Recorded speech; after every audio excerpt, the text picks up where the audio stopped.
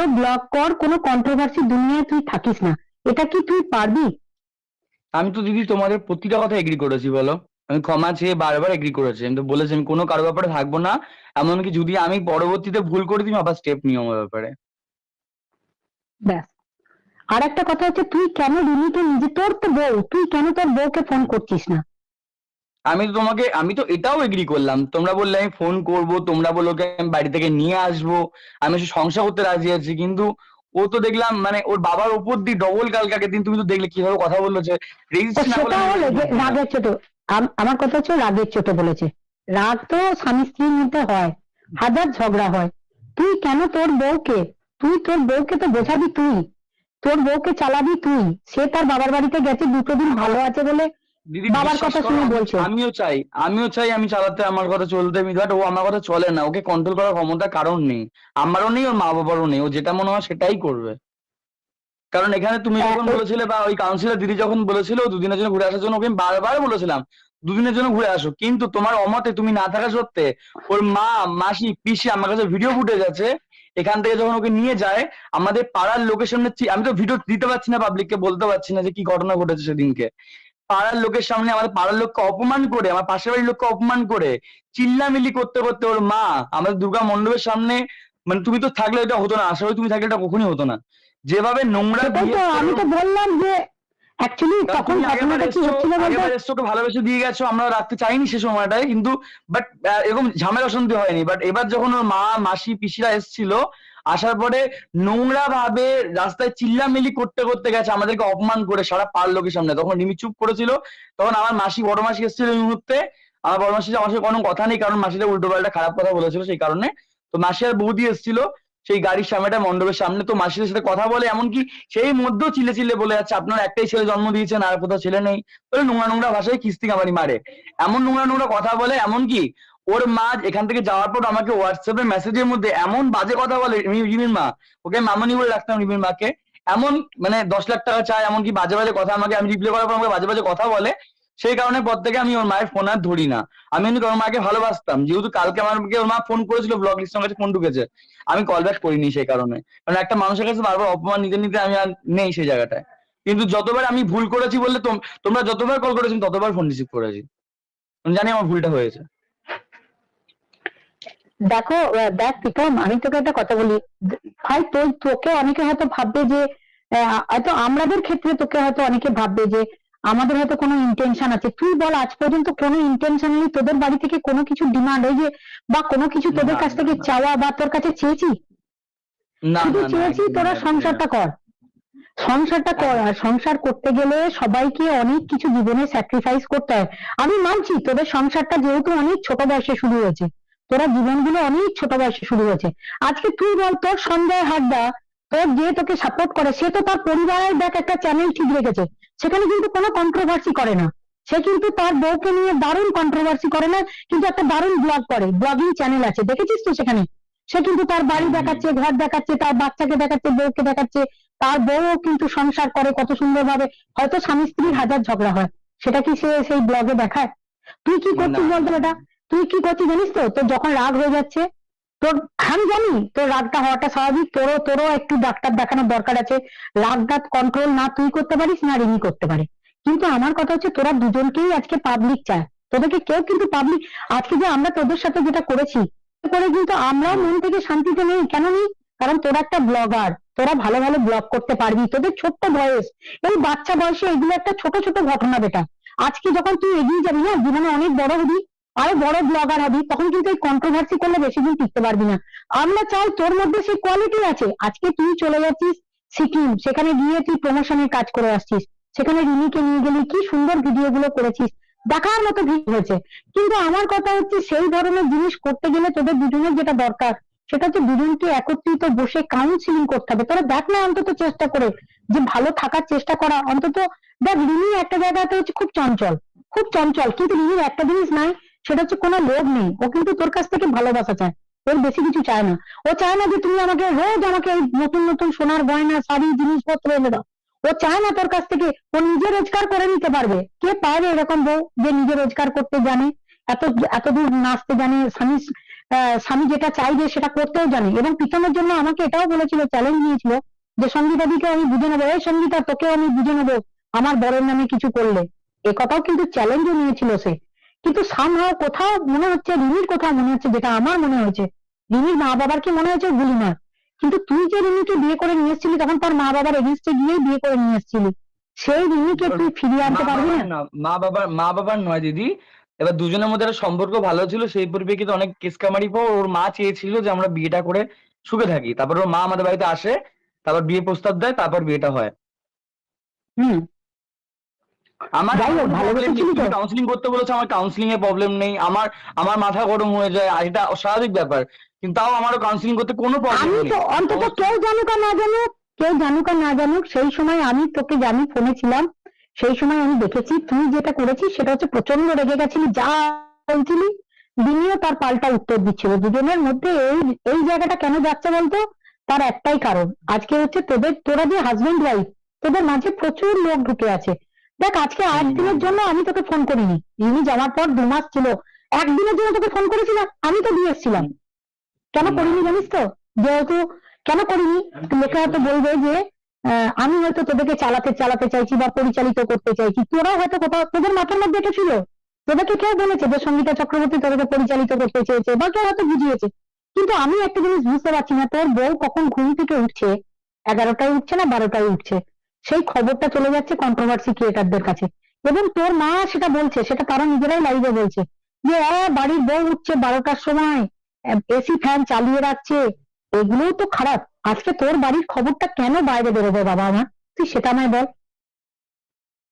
আমার বাড়ির বাইরে খবর বেরোনোর পিছনে শুধুমাত্র আমরা নিজেরা চাইবো না দিদি, ফার্স্টে আমাদের ঘরের জিনিস বাইরে যাক, সেটা কোনো পরিবারই চায় না।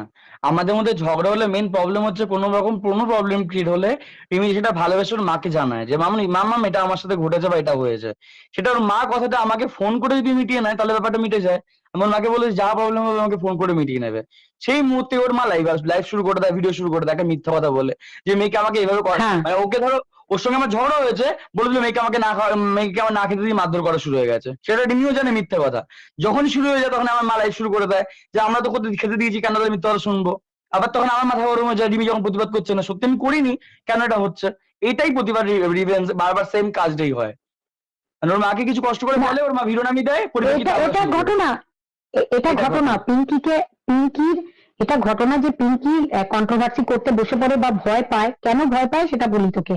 আজকে সিকিউর তো প্রত্যেকটা মা বাবাই চায়, একটা মেয়েকে যখন বিয়ে দেবো, ধর তোর বাড়িতে পাঠালাম, বা ধর তোর যদি বোনই হতে, আজকে ধর আমি বলছি তুই যদি তোর বোনকে অন্য কোথাও বিয়ে দিতিস, সেই পরিবার থেকেও যাতে একটা সিকিউর লাইফ, অর্থাৎ সেই পরিবারটা তাকে নিরাপত্তা দেবে, অর্থাৎ তার তার গোপন কথাটা তারই কন্ট্রোভার্সি চ্যানেলে, মানে তার নিজের প্রিয় কন্ট্রোভার্সি লোকেরাই তারাই বলে দিচ্ছে এই মেয়েটা এই করে, রান্না করতে জানে না, কাজ করতে জানে না। সবই মানছি রিমির মধ্যে গুণ নেই, কিন্তু কিছু গুণ যেগুলো আছে যেগুলো তোরা ইউটিলাইজ করতে পারিস।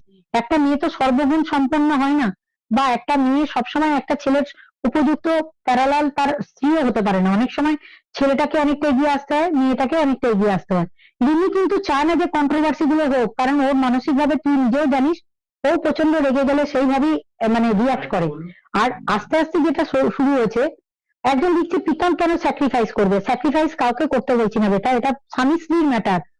স্বামী স্ত্রী যদি ভালো থাকে, আজকে তার থেকে সুখী তোমরা হবে না। আমি তো জানি এই ভিউয়ার্সরা সবাই তোদেরকে ভালোবাসে, সমস্ত ভিউয়ার্সরা তোদেরকে ভালোবাসে। তবে শুধু যে একা প্রীতমকে ভালোবাসে তা নয়, রিমিকেও ভালোবাসে, রিমিরও কিছু কাছের লোক আছে। আজকে তোরা দুজনে, আজকে তোদের দুজনের মধ্যে আমাদের থার্ড পার্সেন্টের কোনো দরকার নেই। দুজনেই যদি আজকে ভালো করে কাউন্সিলিং করিয়ে, দুজনেই যদি সুন্দর সুন্দর ভিডিও রিলস বানাস, তোর আমার মনে হয় এর থেকে ভালো জুটি আর আমরা কেউ দেখতে পাবো না। আমরা তো চাই তোদেরকে রাজটিয়ার মতো দেখি, প্রীতম জাফরের মতো দেখি, তোদেরকে এইভাবে দেখি। তো কেন আমরা সেটা দেখতে পাচ্ছি না বেটা, তুই আমাকে বল, আমি কেন আমি দেখতে তো পাচ্ছি না এগিয়ে আমাদের? আছি, আমি নিজে এগিয়ে আছি তোমার কথায়, কাউন্সিলিং করতে টু জেড, আমি সবকিছুতে এগিয়ে আছি। কেন চাইবো না? আমিও চাইবো আমি ইনকাম করি, আমি সুখে থাকি, লাক্সারি ভাবে চলতে। কার না ভালো লাগে? সুখে শান্তি থাকতে কার না ভালো লাগে? আমি রাজি আছি। আমি তো নিজে এই ঠিক ঠিক। কারণেই বলেছিলাম দুটো ফ্যামিলি একসাথে বসে মিটমাটটা করবো, তাহলে ওর মেন রিমি চায় রিমির মা বাবাকেও, রিমির হাজবেন্ডকেও, কারণ আমিও চাইবো রিমির ওর বাড়িতে যাক, আমিও রিমির বাড়িতে যাই, রিমি আমার বাড়িতে পিঙ্কি, আসুক, তাহলে কখনো পিঙ্কি, অশান্তিটা হতো না। পিঙ্কি, তুমি যদি পিঙ্কি বা তাহলে তপন এখানে থাকলে লাইভে এসো, আমার লাইভে লিঙ্কটা ধরে উঠে এসো এখানে, বা রিমি তুই তাহলে চাইলে এই লাইভে আসতে পারিস। তাহলে এই দেখ অশান্তি দেখ ক্রিয়েটটা হতো না, যখন দুটো ফ্যামিলি অ্যাডজাস্ট হতো। এখানে এই কারণে তোমার কথা শুনে আমি, তোমার কথা রিমির মায়ের কথা শুনে, দুজনের কথা শুনেই আমি কিন্তু কলকাতা থেকে বাড়ি চলে এসেছিলাম। বলেছিল যে ওর বাবা আসবে, রিমির মা আমাকে মেসেজ করে, যে এমনকি ফোনও করে, 1 ঘন্টা 2 ঘন্টা কথা হয় কলকাতায় বসে। তখন রিমির মা আমাকে বলে আমি ওর বাবাকে নিয়ে যাবো, বাবা তোমার কাছে 2 দিন টাইম দাও। সেই হিসেবে আমি চলে আসি যে ঠিক আছে দুটো ফ্যামিলি তো এক হতে চলেছে, তাহলে এক হোক না, তাহলে এক হলে তো কোনো অশান্তি থাকবেই না। এখন রিমির মাকে কষ্ট করে যেটা বলছে, তখন আমি ওর বাড়িতে চলে যাবো, ব্যাপারটা মিটমাট হয়ে যাবে। আমিও চাই দুটো ফ্যামিলি এক হয়ে সমস্ত কিছু ঠিক হয়ে যাক। যখন ঠিক হচ্ছে না, এবার রিমি চাইছে এখন ডিভোর্সের কথা, এবার আমি কি বলবো বলো, যখন মরবে তখন ডিভোর্স চেয়ে বসবে। দেখ একটা কথা বলি, এটা একটা রাগের কথা। ও কি তোকে ডিভোর্স দিচ্ছে? ও ও অলরেডি আগে রিমি করে কি তোকে অ্যাপ্লাই করে ডিভোর্স ফেলেছিল, দিয়েছে? চলছিল ডিভোর্স কেস। এবার ও এক জায়গায় অ্যাকচুয়ালি ওর মাথাটা এমন, আমি এটাই ওকে বুঝতে পারি না, ও কেন এক জায়গায় বেশি দিন থাকতে পারে না কোনো জায়গায়। এটাই আমার মাথায় পুরো মানে আজ পর্যন্ত ঢুকলো না। রিমি কিন্তু আমার আমার বাড়িতে বলে নয়, রিমি কিন্তু রিমির বাড়িতে 1 মাস 2 মাস বেশি থাকতে পারে না। ওখানে ওর মা অশান্তির ভয়ে কিন্তু রিমিকে আসতে বারণ করছিল। ওর মাও জানে ও এক জায়গায় বেশি দিন থাকলে কোনো অশান্তি ক্রিয়েট করে। কিন্তু কেন, তো এটাই কেন, সেটাই। এটার জন্য ডাক্তার দেখানো উচিত।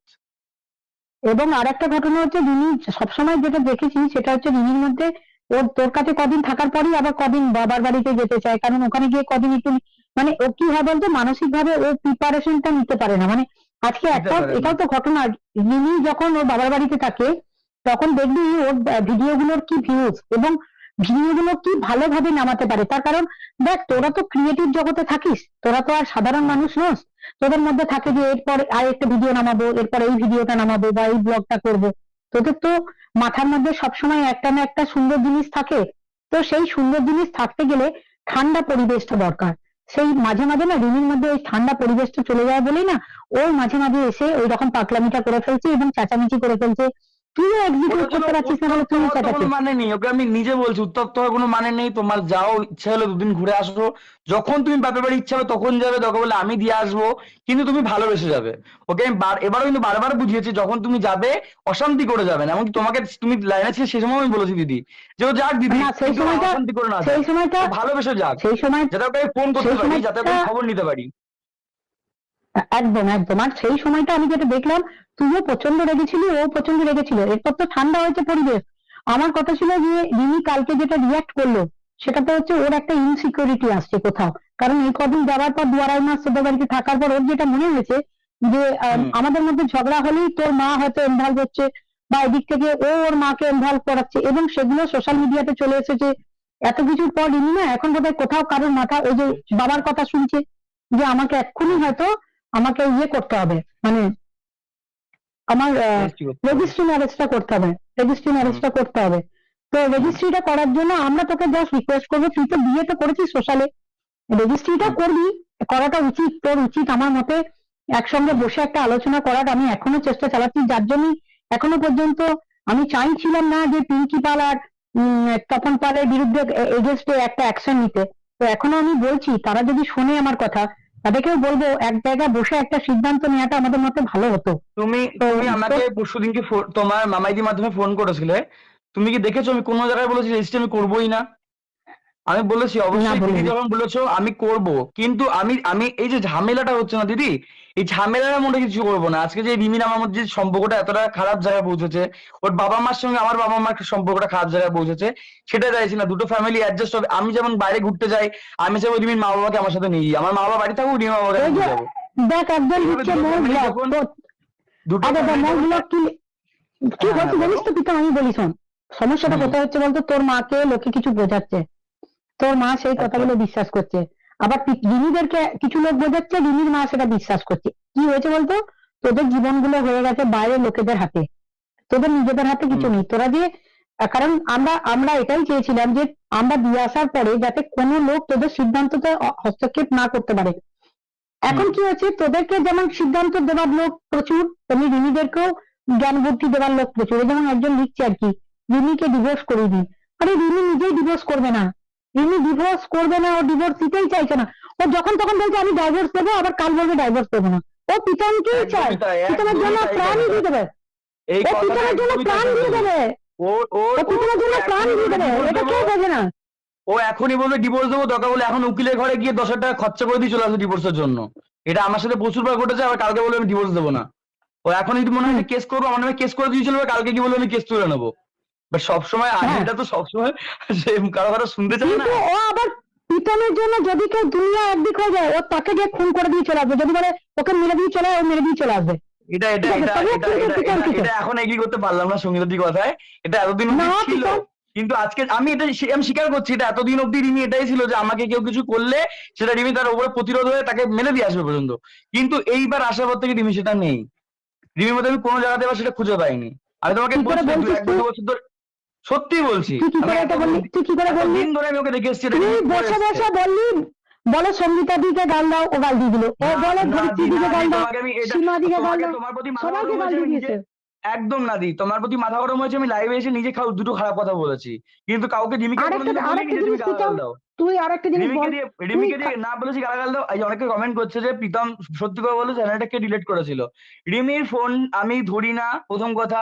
রিমি পাসওয়ার্ড আমি প্রথমে জানতাম, তারপর রিমি পাসওয়ার্ডও চেঞ্জ করে দেয় দু একদিন 4 দিন পর, 2 সপ্তাহ পর। এমনকি রিমির A to Z কোনো আইডি, ইনস্টা বলো ইউটিউব বলো, কোনো কিছু আমি ডিলিট করিনি। ও নিজের হাতে সবকিছু করেছিল। আমি সারা রাত চেষ্টা করেছি ফিরিয়ে আনার জন্য, এমনকি সেই রাতে সঙ্গীতা দির সাথেও আমার কথা হয়, দিদি বলে ফিরিয়ে আনার চেষ্টা কর। আমি সারা রাত চেষ্টা করে হুম, ফিরিয়ে আনার চেষ্টা করেছি, বাট আমার পক্ষে পসিবল হয়নি। এই অতনু যে বলে আমাদের একটা ফ্রেন্ড, অতনু বলে একটা আমাদের ফ্রেন্ড, সে তাকে অনেকবার করে রিকোয়েস্ট করি আমরা ফিরিয়ে আনার জন্য, সে বলে ফিরিয়ে দেওয়ার ব্যবস্থা করে দেবো, বাট রিমি চায় না ফিরিয়ে আনতে অ্যাকাউন্টটা। আমাকে বলে 20-22 হাজার টাকার মতো রাখবে, অ্যাকাউন্টটা ফিরিয়ে দেবে। আমি তখন রিমিকে বলি যে টাকাটা নিক, তুমি অ্যাকাউন্টটা ফিরিয়ে আনো। ও বলেছে আমার টাকার দরকার নেই, আমি অ্যাকাউন্টটা ফেরাবো না। আমার কাছে টাকা নেই, একজন আমার কাছে টাকা একশো, নেই। দেখ আমি ওকে এখানে বলি একজন আমি নিজে লিখছে, টাকা দেখ দিয়ে, আমি নিজে পকেটে টাকা দিয়ে তোমার অ্যাকাউন্টটা ফিরিয়ে আনবো। তোমার অ্যাকাউন্ট তোমার তোমার ফিরে আসুক, তোমার অ্যাকাউন্টটা দরকার। তুমি এত খেটে খাওয়া কষ্ট করে করেছো, তুমি অ্যাওয়ার্ডটাও পাও, প্লে বাটনটা, তোমার অ্যাকাউন্টটাও ফিরে পাবে। তখন তোমাকে টাকা বলছে আমি নেবো না, আমি তো ধার হিসেবে নাও, যে অ্যাকাউন্টটা ফিরিয়ে আনো। সেটা হিসেবে রিমিকে আমি রাজি করি, তারপর অ্যাকাউন্টটা ফিরে এসেছে, বাট আমার কাছে টাকা নেয়, ফিরিয়ে আনো।